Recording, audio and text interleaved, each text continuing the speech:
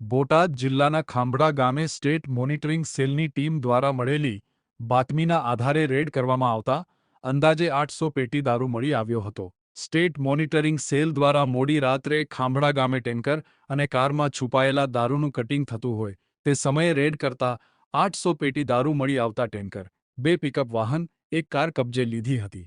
જો કે state monitoring સેલની ટીમને જોઈને તમામ શખ્સો અંધારાનો લાભ લઈને ફરાર થઈ ગયા હતા।